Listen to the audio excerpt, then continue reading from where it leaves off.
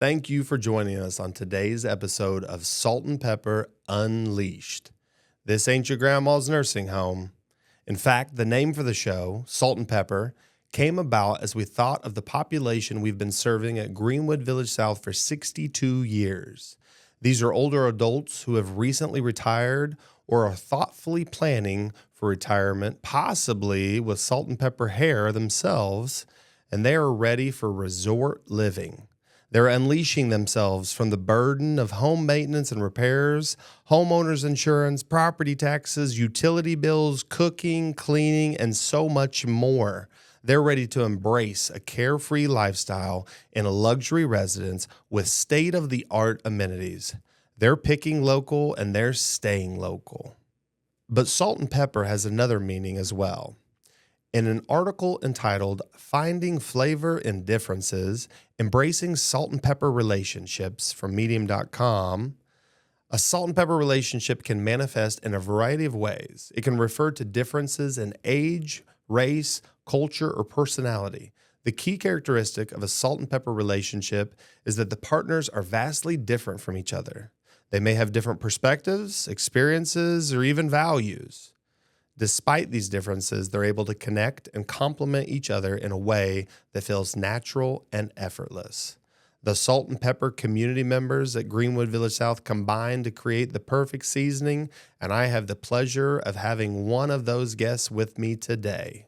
I'm pleased to be joined today to my right by Mr. Eric Hestand, Food and Beverage Director at Greenwood Village South. Welcome, Eric. Thank you so much. It's a pleasure to be here. All right. Well, let's cut the pleasantries and jump right into it here. How long have you worked in the senior living industry as a whole, and then what is your specific tenure at Greenwood Village South? Okay, so I graduated from culinary school in 2010, and the first job I had in the food industry, I was actually driving a truck when I went into culinary school, delivering magazines to Walmarts and Kroger's. And I started culinary school. Halfway through culinary school, I decided when the trucking company I worked for kind of went under, I decided to take the leap and get a job in food service. And one of my instructors, Chef Ralph Comstock, one of the greatest people I've ever known, he talked a lot about the power of institutional food, which would be healthcare, senior living, government, schools, and how that's a very underserved community, especially senior living. And so he encouraged us all to look for jobs in that industry for the perks of having regular work hours and benefits as opposed to most restaurants. And so I took the leap and I got a job at Morningside of College Park on the northwest side, which was an upscale senior living community. So that was my first job, aside from teenage fast food gigs, working in food service. And I was the AM cook there, and that was 2009. So it's been 15 years now that I've been in food service. And from there, I became the sous chef. And then I eventually got another job as an executive chef after I graduated.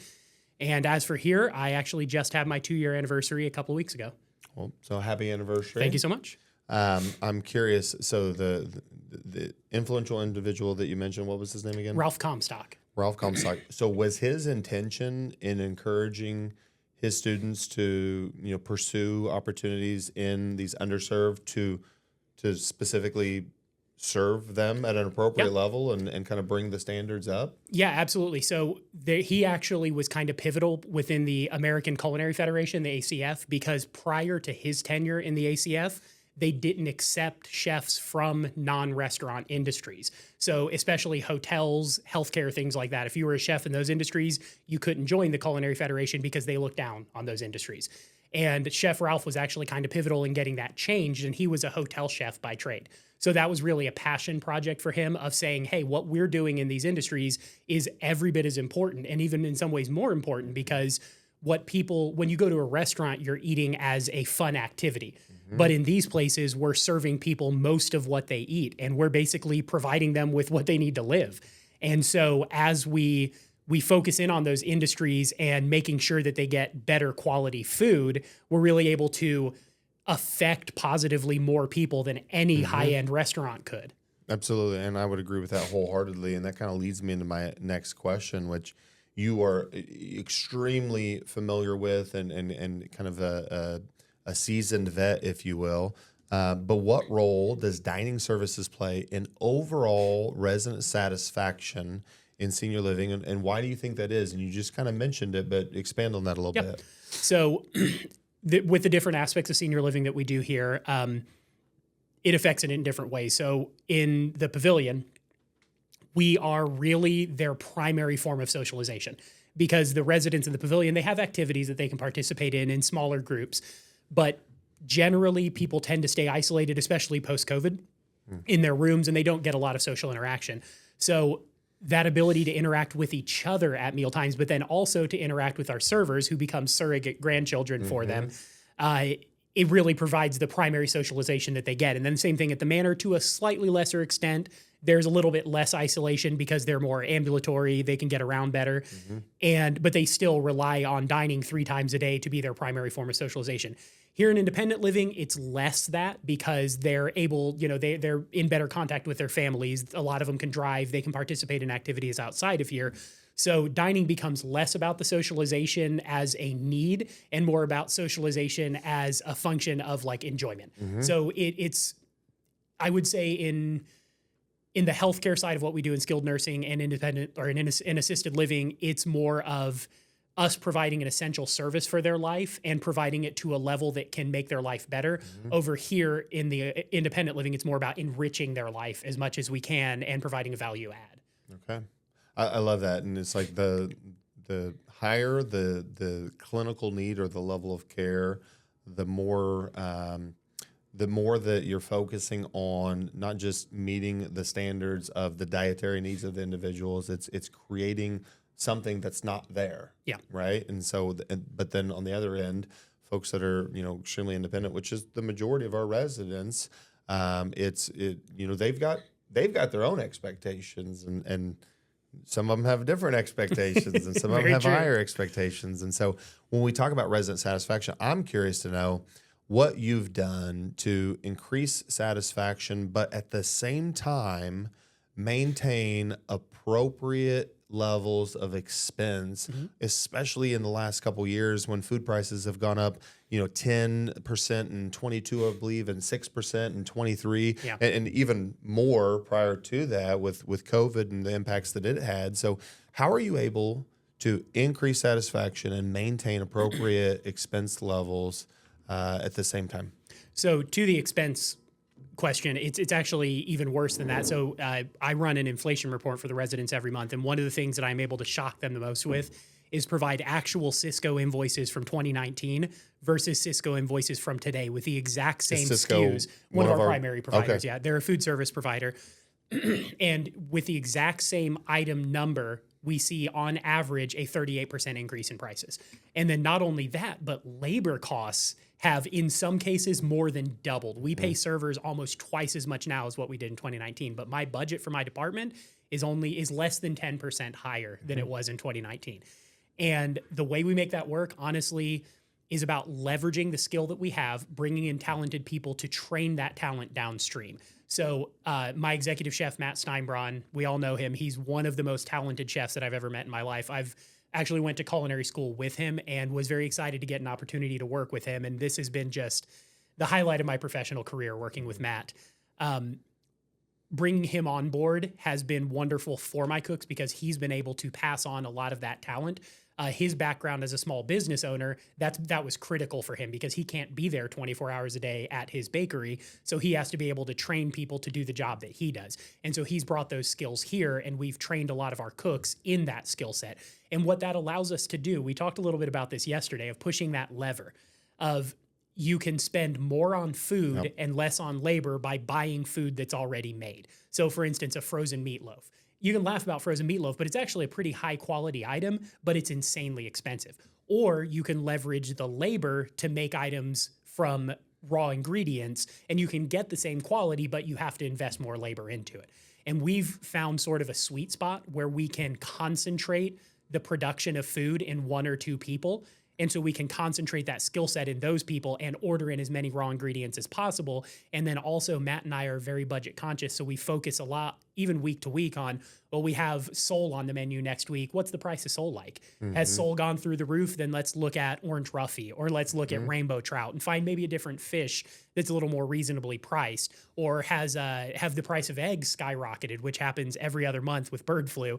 Well, then what can we do that doesn't use eggs? Can we use cornstarch as a thickener in place of eggs? So having that creative component in the kitchen, that collaboration between myself and Matt, as well as that skill set in our cooks, allows us to keep the budget down as much as possible. Yeah. I would say, and this is, I'm going to call you a name here, but this is a compliment. You and Matt, you're both individually unicorns when it comes to the food service industry as a whole, or culinary hospitality. But together, you two are kind of like a crazy, wild, uninhibited unicorn. And the reason I say that is you both bring a level of just professional expertise and skill set from the culinary side, but you each have this understanding and level of business acumen that you apply at the same time, which it has brought so much benefit to Greenwood Village South. But my question to you is, and I'm going to have you speculate on Matt's answer here as well, what do you take more pride in? The culinary skill set that you bring to the table, or the business acumen that you're able to apply to bring value at a larger scale? That's a great question. I think that has transformed over my career as I've gone up more and more from being a sous chef to an executive chef to a chef manager to a multi-unit chef manager to a director. As I've stepped further and further away from the kitchen, I've gotten less opportunities to use that culinary skill set. I still do. Literally before this podcast, I was over in the Pavilion kitchen helping, and I still work in the Arms kitchen on a regular basis. But that's something where I'm stepping in to help to fill a gap. It's not part of the normal operation of that kitchen. I think that my value is much, much higher as the person with the hand on the pulse of the budget and making sure that we're doing what we need to do there, than being the one who's in the kitchen, sauteing vegetables. I still have more fun sauteing vegetables than sitting at a desk, but I think honestly, I take more pride in my ability to manage a multi-million-dollar budget, stay within that budget, and deliver a high-quality end product than I do in my ability to make food individually for people. Yeah. And I would say that your value is recognized at a larger scale with that answer as well, because at the end of the day, you can only prepare so much food for so many people. But I'm curious to know, what do you think Matt's answer would be? Where does he think that where does he take the most pride, and where does he deliver the most value? I think that Matt's probably on the cusp of leaning the way that I am, because a lot of it has to do with background. So a few minutes ago, you said that it was a unique thing for me to be able to leverage this budget consciousness in a kitchen. I think that's absolutely true. But I think where that skill set comes from is working in institutional food for the past 15 years. Because a lot of what I've done is working for hospitals. And if there's one thing we know about hospitals, it's cut, cut, cut, cut. You're expected regularly to lower your budget by 5 to 10% every year until you have one blowout year where everything falls apart and you reset the clock and then you're back to cut, cut, cut. And that's just the nature of hospitals. So I'm used to operating on a shoestring budget and trying to leverage, okay, where can I use a canned ingredient but still have a wonderful end product? And where can I save that little bit of money? Where can I switch to a smaller label, like literally a label half the size that ends up saving $25,000 a year? And so you learn those skills working in these places with a shoestring budget. And then when you come somewhere like here that has the resources to be able to deliver a great service, you're able to leverage those skills that you learned working in the poorhouse, and you're able to deliver on a much tighter budget. Yeah. I think Matt, as a small business owner, has some very similar experiences because he opened his business literally in March of 2020. And managed to run in the black in his first year. We know what happened then, don't we do remember. Goodness. But the way he did that was by basically not paying himself. He just worked for free. He busted his hump to make it work. And I think that he probably values his skill set there, but I think he's also never been in an operation like this where he's serving the same people, because being in a business, you got different customers. Now you got some repeat business, but the customer who walks in your door today, you may never see again. You might've seen once before, but here it's the same people every single day. And he's really learning how to adjust what he's doing based on the feedback we're getting from the residents. So I think this job has really awakened in Matt even more of a passion for the food quality. but he's doing it in his very Matt way Yeah. of implementing that with processes. We have a process for everything in that kitchen. When we cook roast beef overnight, if I come in first in the morning, the roast beef is in the oven with a thermometer in it, and there's a full sheet of paper on the front that lists what time it was put in, what temperature it's cooking at, and what to do with it when it comes out. Is it being refrigerated, or is it going into the hot box? Is it being sliced? Is it being shredded? And we have all of those processes there, and that's Matt's way of ensuring that the quality is there whether he's in the kitchen or not. That's phenomenal. And I definitely agree. There's so many processes. So talking about resident satisfaction, well, now let's talk about the range of resident satisfaction in terms of delivering that level of satisfaction to folks with special dietary needs, special preferences, special, specific healthy options. In 2024, we've got so many different dietary demands and desires. How do you do that for 450 residents across the spectrum? So that's actually been a really interesting journey across the last 15 years. The dietary needs of the senior population specifically have been changing pretty rapidly. And the really fascinating part of that is how much that's going to continue to change moving into the future and how much more quickly that's going to move. If you look at your average resident 10 years ago, you might have one person who'd heard of a gluten-reduced menu or the Atkins diet that was popular 10, 15 years ago. And you might have a vegetarian or an allergy, and that's it. Now we have 3 to 5 gluten-free residents. We have people who are vegetarians, vegans. We have a lot of people who are aware of their carbohydrate intake, carb-restricted diet for diabetes. We have a lot of different diets that we have to cover. 15 years from now, we're going to be getting, vegetarians, the pescatarians, the ones who will eat fish but not meat. We're going to have ovo-lacto vegetarians. We're going to have people who can't eat gluten, people who can't eat tree nuts. It's just going to expand so much more as the population ages with a higher consciousness of diet. A lot of the people that we have now grew up eating casseroles and that was it. Or they had eggs and bacon for breakfast every day. But soon we're going to have the people who were growing up in a more diet conscious era. So the way we handle that now, we really honestly do give more attention to those people with special dietary needs, especially things like the gluten-free diet. We've managed to get to a point now where I would say comfortably 80% of the specials that we put out in our kitchen are gluten-free. And the way we've done that is by switching to rice flour instead of regular flour to use as a thickener or a dredge. So if we're doing a Swiss steak that's breaded in flour, we're breading it in rice flour because the flavor is going to be the same. Or if we're making roux to thicken a soup, we're going to use rice flour, or we're going to use cornstarch slurry. So we're avoiding bread flour, which has gluten in it. And that's just kind of across the board. We've eliminated that as much as possible. There are still some things where you can't, but we can make meatloaf with oatmeal instead of with breadcrumbs or crackers so that we don't have gluten in it. Now, oatmeal does have trace amounts of gluten, but we don't actually have any celiac disease people here, so that's not a concern for us yet. It's mostly just non-celiac gluten intolerance.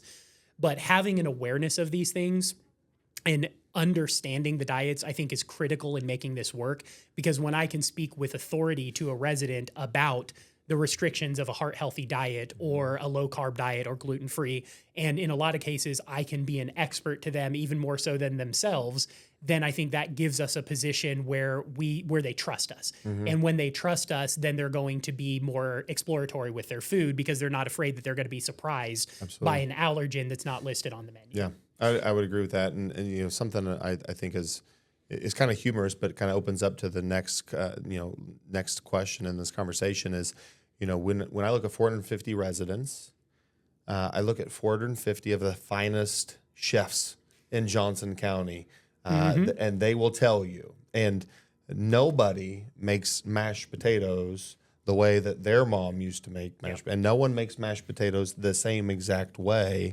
And you're put in a position where something as simple as that, you get all these personal preferences from every different angle, but then you start to, again, over the timeline, look at all these special dietary needs, and it becomes more and more very unique perspectives, not just of mashed potatoes, but it's cauliflower mashed potatoes and different, it's based off these diets. And so it's clearly only becoming more and more difficult to address all of that and to simultaneously maintain satisfaction levels where they are and to continuously maintain the budget where they are. And I know the answer to this, but I want to share with our listeners, what role does technology play in you and Matt's and the team's ability to deliver on all of those things simultaneously and pull all the levers at the same time?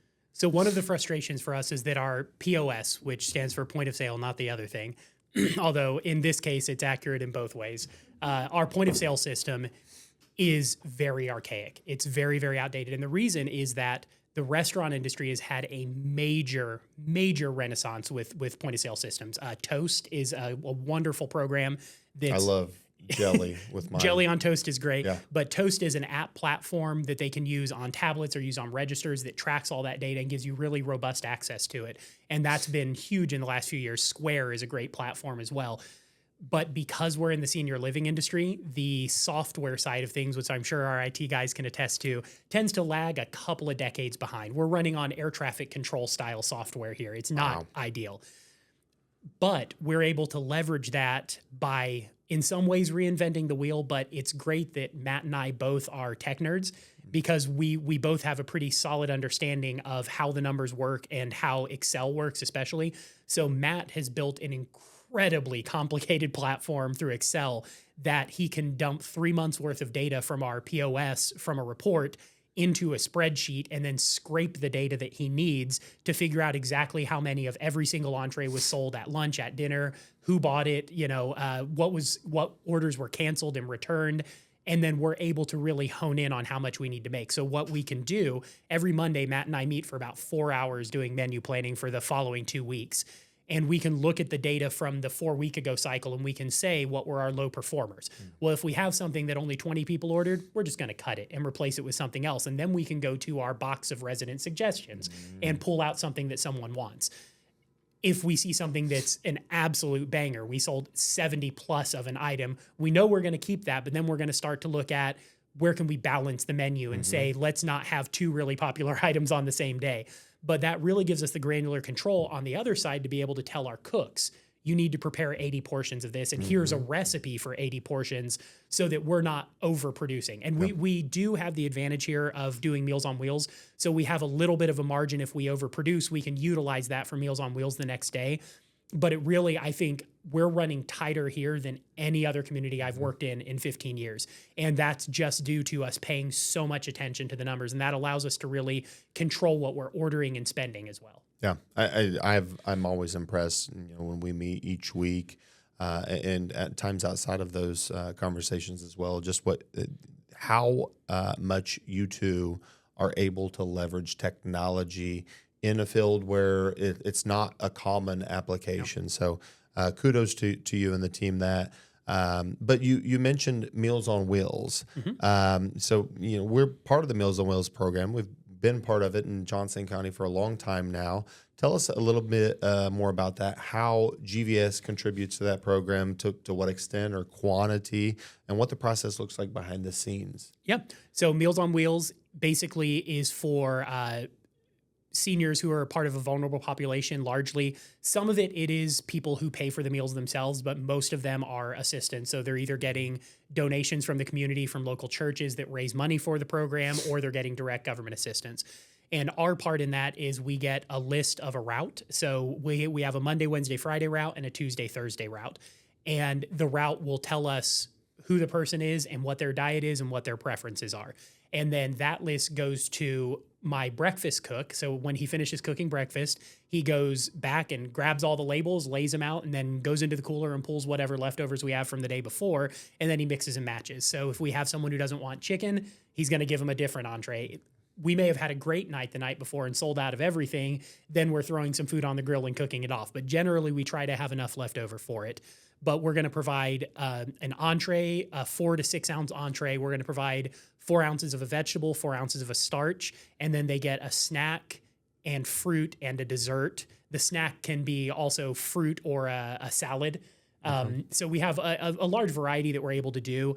And once we have it all packaged up, we put it in a bag, seal it with the label, and then it goes into the route coolers. And then volunteer drivers from the local community, they don't get paid. They'll stop by and grab those coolers, take the meals out, and drive them to the people's house, knock on their door, and give them to them. And we put them in aluminum foil containers so they can go straight into the oven and they can reheat them to get a hot meal. Yeah. And I'm sorry, numbers. We do about 20 a day, Monday through Friday. So 20 a day, 5 days, so 100 a week. So 5,000 meals Absolutely. a year. Wow, that's phenomenal. I know that there are quite a few residents who know what we do in that extent, and they support that wholeheartedly. It's a phenomenal opportunity for us to give back to the community, but also control food waste, which is a problem in a lot of dining realms. And so just being able to pull those levers constantly is a great way to continue to add value to the community. So, again, just phenomenal opportunities there. But dining is not on an island in and of itself. I know that you partner with multiple other departments to continue to, emphasize the value that we deliver. One of those being community life services. So I'm curious, how does the community life services and dining services team work together to provide extraordinary experiences for our residents outside of the normal dining exposure that they'd have? So it really starts from the top and works down.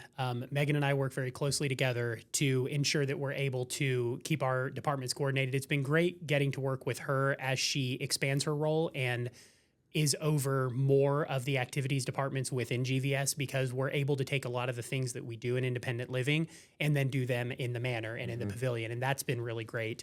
But we have a meeting every week, the BEO meeting, which banquet event order, which is the old name of the form that we don't use. And so we still call it the BEO meeting. Well, that's the way it's always been, right? Yeah, it's the way it's always been. So why change it? Makes sense. So we have a BEO meeting every Monday, and those meetings usually go about an hour. And that's when we really get to strategize and plan out what we're doing for the next week, the next 2 weeks, the next month.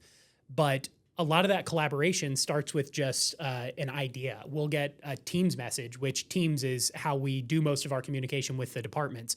And we have a Teams chat that's all the leadership from dining and all the leadership from community life services. And someone will post in there, hey, a resident suggested this, or I just had a great idea for this. And then our brains start cooking the idea, and we're saying, well, how about this? What about this? And then we have a meeting, get together and plan out what we're going to do and how we're going to execute it. And I think from the resident side, they see an event that's fun, like the fall harvest party that we did outdoors. And it is a fun event. But what they don't see, I think, a lot is the planning on the back end that makes that happen. An event for 60 people that's outdoors with hot food and cold food takes a lot of planning and execution to make happen. And one of the big factors that I think people don't see is that we have our whole normal job that we do every day where we feed 450 people. And then we have these events on top of that, and we don't bring extra people in. We don't have another cook work on that day. We just do it. And we do that a lot of times with help from other departments, not just community life services, but anytime we need help from, like if we need to recruit people, we'll reach out to Diane and say, what are the drivers up to? I've had drivers run my salad bar. I've had drivers doing table decorations with flowers and trimming flowers. I've had them help box up box meals. It's just wonderful. And we've even reached out to members of the leadership team before. And I think because we are a very competent department and we're great at handling, I think people realize that when we ask for help, it's really needed. And so people usually will jump on that opportunity to help us out.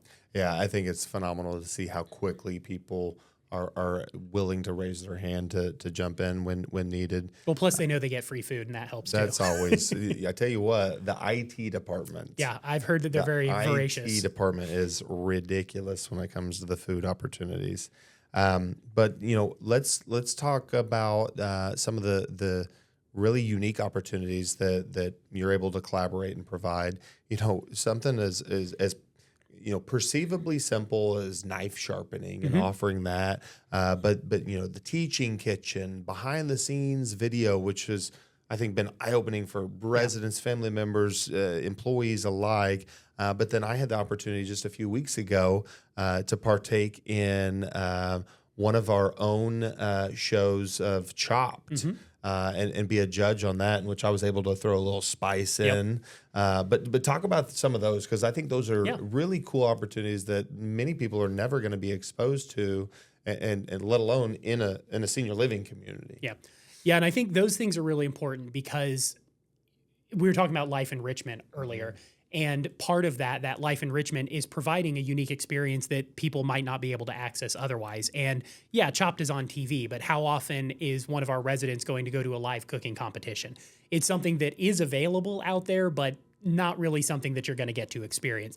So a lot of what we do is trying to bring those experiences to the residents. So for our Chopped competition, this is actually our third iteration of that, our third round of qualifiers, and then we're going to have a championship round in the spring. And it's been spread out over 6 months between each one so that we have time to, rest up. But we also want to keep it fresh. If we did this every week, it would be boring. But if we do it every 6 months, it's something that punctuates the experience of senior living for the residents. And it was a wonderful event, and it was really great to be able to see some of our cooks who are very introverted come out of their shell. It was a couple of the other rounds, it was great to see some of our more extroverted cooks bouncing off of each other and bantering, and a couple of them having to eat humble pie at the end. That was pretty fun too. But then some of the other events you mentioned, the knife sharpening, that was one that came out of, that was Matt's idea. And it was literally a resident asked Matt, hey, my knives are really dull. Do you guys have a sharpening service that you use? And we do. We use Cazzini Brothers. They come in and bring us new knives every 2 weeks. But Matt and I are chefs. We, of course, have our own sharpening equipment. So I brought in my electric sharpener, and Matt brought in his blocks. And we said, why don't we just put an event on the calendar and see what happens? And we expected maybe 5 to 10 people to come down. We scheduled an hour for it. I had to go down and get Matt after 90 minutes, and I stayed an additional 30 to help sharpen the remaining knives. It was 2 hours. Wow. And we just had our second one, and it went an hour and a half with Justin and Matt down there the whole time and me helping the last half hour. Wow. So it's just, a lot of our residents, especially in independent living, they have their own kitchens. They do a lot of their own cooking.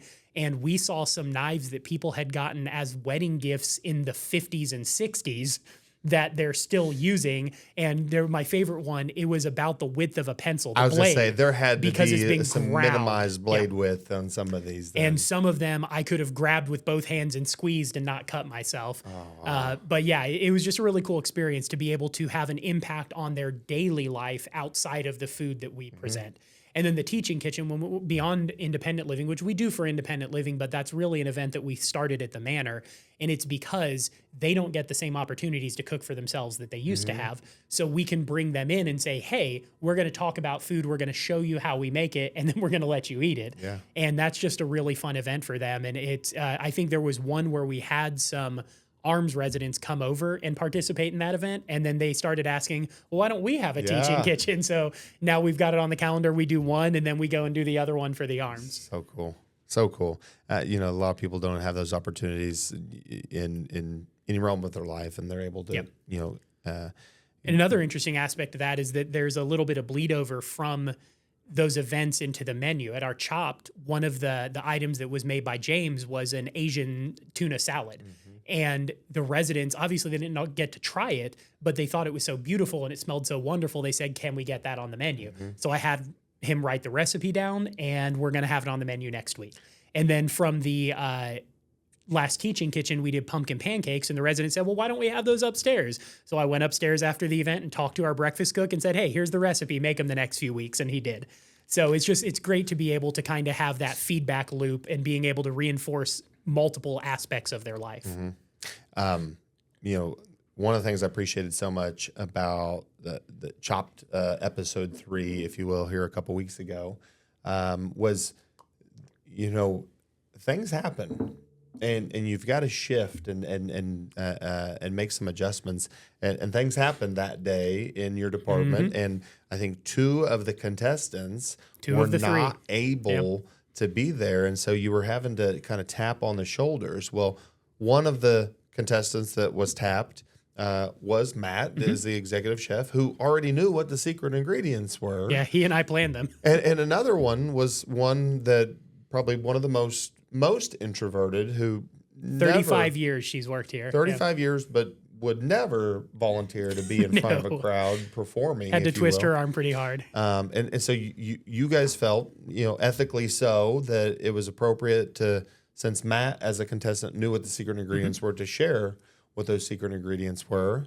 And as a judge, I'm sitting there and I'm like, this is not chopped if there's not a secret ingredient. So I got up and went around the room to the bistro, and for the appetizer round, the first thing I saw, which I thought, you know what, tortilla, cheese, cheesy tortillas, Doritos go good with everything. That's true. Nacho cheese, and bringing those in, and then saying, hey, it's not chopped without a secret ingredient. Here's nacho cheese Doritos, and every one of them taking it in stride and incorporating those so well with their dishes was incredible to see. But then the second round, I asked you, because I that was a gamble for me. I didn't want to ruin it, but I did want to bring some excitement. And so I had asked you, and you said, maybe we'll go with some Chex Mix this time. So I'm curious, does James' recipe include the Chex Mix? It doesn't. Well, so actually the Chex Mix, I think he used because that was a 2-part. He did the salad over another dish. I don't remember what it was. But the Chex Mix use was really interesting on the tuna that Regina made, because she actually crushed the Chex Mix almost mortar and pestle style and made like a powder out of it, and then coated the tuna in it and fried that. And I remember I tasted that. It was fantastic. Yeah, it was. Yeah. Well, and just as a reminder, we can make this as an optional ingredient, but I think James ended up sprinkling on the salad as croutons. Which was that's a pretty logical, but an idea that I would have never had. So very cool. Switching gears a little bit here, I want to know, what ways does GVS feature global cuisine, and why is that important? So one of the cool things about our residents in independent living especially is a lot of them are very well traveled. A lot of them still take vacations and travel a lot. And unfortunately, being in Indiana, we don't have the most global cuisin mindset locally. Now we've got tenderloins. We do have the tenderloins, right? Which most people, if you're from another state, have never heard of that. But we do have great Thai food locally, I will say, because of the Burmese population. We have some of the best Thai food in the country. Yeah. But beyond that, there's just not a lot out there. You know, we have a lot of Mexican food, but we don't have, I think we have one Ethiopian restaurant, one Jamaican restaurant, and it's hard to really access that. So we're able to deliver that to the residents with our theme night. So once a month, we have a huge blowout meal. We announce the menu a month in advance. We do reservations for it. People bring their families, they bring guests. We use it as a marketing opportunity, and we're able to deliver these incredible menus. One of the most standout ones was September in Paris, which is 2 years running now, has been our best attended of the theme nights. And we do genuine, authentic French cuisine, which for any classically trained chef, French cuisine is our wheelhouse, because that's the foundation of culinary in America. Because we decided to just copy all the French stuff. Well, it makes sense. They made good food. But we were able to do like things like tuna niçoise salad, and we did salmon en croûte, which is a salmon in a puff pastry breading. And we were able to do beef bourguignon and coq au vin, and then Matt is able to do, with his background as a pastry chef, able to deliver some incredible desserts. We did creme brulee this year, and we were in the kitchen with the torches doing the brulee on that dish right as they went out, so it was nice and fresh. But then we're also, so in the past, when they've done something like the south of the border meal, it's been Mexican food. But we took that as an opportunity to really do more of an exploration, because there's a lot more south of the border than Mexico. So we're able to incorporate some Chilean dishes, some Brazilian dishes, some Peruvian dishes, and we're able to really explore those cultures and bring that food in a way that is fun for the residents and not intimidating. If we were to put these things on the regular menu, just out of the blue, we would have a lot of pushback from that, because people wouldn't know what they were. But they come into these events expecting food that they're not familiar with and willing to try it. And what's been really interesting about it is a lot of those items end up on our regular cycle. Because they say that, because they try and they love it. Yeah. The gumbo that we did for the Mardi Gras meal ended up on our menu for months. And then that was last year. This year, it was the shrimp and grits. They love that. So that was on our menu for months. The salmon en croûte was so popular, we made it a feature of our monthly birthday dinner that we do. And so it's just been a lot of again, that feedback loop of being able to say, here's something cool, and the residents love it, and then we're able to fold it in other ways. Leaning into the strengths and throwing out the weaknesses. Exactly. I do recall there was some not so good feedback, not on a theme dinner, but there was a tuna casserole story I recall. And I don't think we've tried the tuna casserole again since We then. really haven't. It was just we had a miscommunication in the kitchen, which still happens. I mean, we're still dealing with human beings. We make mistakes. We do get a lot of grace from the residents. One of the things that our defenders will say when we make a mistake is, you know, when the residents themselves are cooking, they're not making a great meal every single time. And we're batting 99%, but we're still going to make a mistake sometimes. One of the advantages of having the variety on the menu that we have, every day we're having a home style special, which is more country style cooking, you know, things like meatloaf and country fried chicken. We have a heart healthy special, which is going to be next week. We have an airline chicken breast with a white wine caper reduction. And then we're going to do our grill special, and those are going to be the things like Philly cheesesteak and fried shrimp. So we have that variety. So if for whatever reason we have a meal that doesn't hit, like for instance a tuna casserole where they put the egg noodles in before they baked it and it turned to mush, then we're going to find that out pretty quickly. And at lunch, no one's going to want that, and they're going to hit the other ones. Then we're able to correct course before dinner, remake it, and put out a decent product for dinner. Yeah.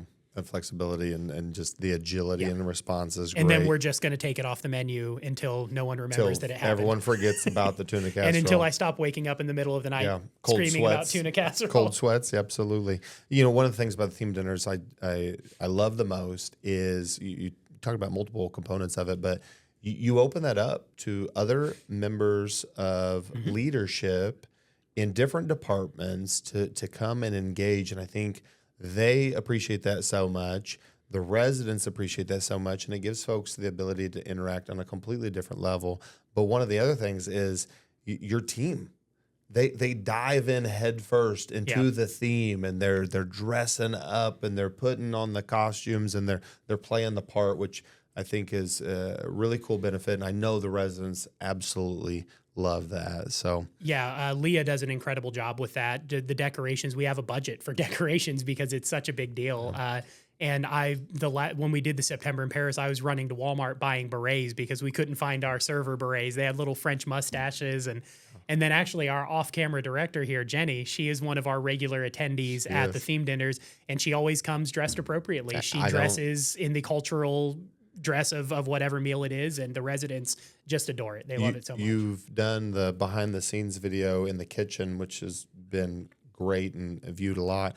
We should probably do a behind the scenes video of Jenny's closet at home because she literally has a costume for everything. Yep. I don't know how that's possible, but it's pretty impressive.